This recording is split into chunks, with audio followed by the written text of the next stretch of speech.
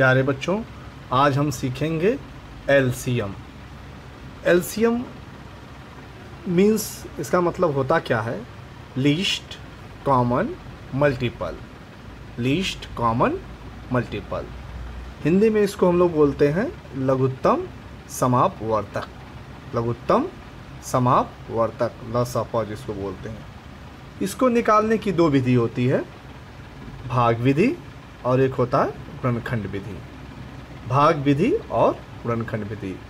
भाग विधि मतलब division method और यह हो गया फैक्टराइजेशन मेथड।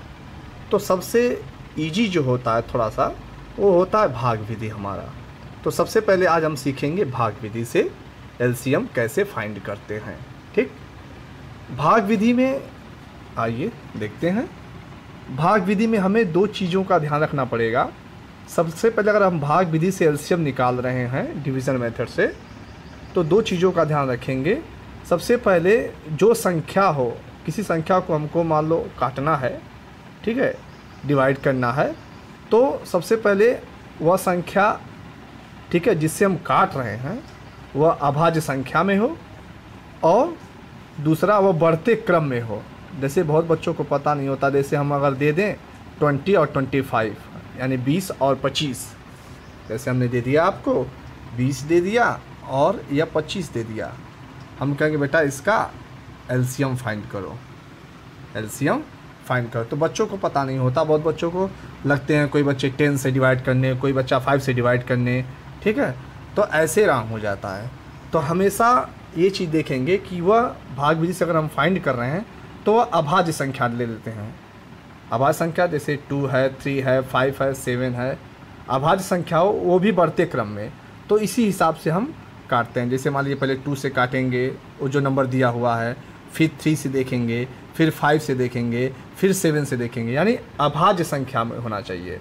अभाज्य संख्या के हिसाब से अगर देखेंगे उस नंबर को, अगर हम काटेंगे तो आसानी से कट जाएगा। नहीं तो इस तरह बहुत बच्चों को पता नहीं होता है कि कोई लगता है 4 से काटने, कोई लगता है 8 से काटने, तो ऐसा नहीं होना चाहिए।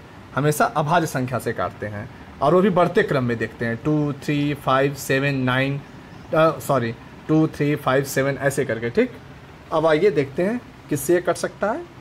2 से इसे काटिए, ठीक, ये हो गया हमारा 10। 2 से तो ये कटेगा नहीं, जो कटेगा नहीं इसको इसी तरह हम उतार लेंगे। फिर 2 से कट करेंगे, ये क्या हो गया 5, ये नहीं कटेगा, जो नंबर नहीं कट रहा है उसे क्या करेंगे, उतार लेंगे उसी तरह। अब 2 से तो कट गया, 2 5 जा 10 हो गया, 25 तो कटा नहीं, हमने उतार लिया। अब यह अब आ जाओ 5 और 25 बचा, यह किस अभाज्य संख्या से कटेगा? 3 से तो कटेगा नहीं, किससे कटेगा? 5 से। तुरंत 5 यहाँ लिखिए, देखिए काटिए, 5 1 जा 5, 5 5 जा 25, फिर 5 से काट दीजिए, यानी 1 और 1। अब इनका हम क्या करेंगे, मल्टीप्लाई 2 इंटू 2 इंटू 5 इंटू 5 कर देंगे। ठीक, मल्टीप्लाई 2 2 जा 4, 4 5 जा 20, 25 जा 100। ये जानकारी आपको होनी चाहिए। भाग विधि से अगर हम एलसीएम फाइंड कर रहे हैं तो अभाज्य संख्या से काटेंगे तो हमें आसानी होगी काटने में, ठीक ना। उस तरह हमेशा हम कन्फ्यूज़न में रहेंगे, 4 से काटें कि 8 से काटें कि 12 से काटें, ऐसा नहीं। यानी अभाज्य संख्या होनी चाहिए, वो भी बढ़ते क्रम में। ये दोनों चीज़ें आप अपने माइंड में, ठीक है, बैठा लें अच्छे से। ओके।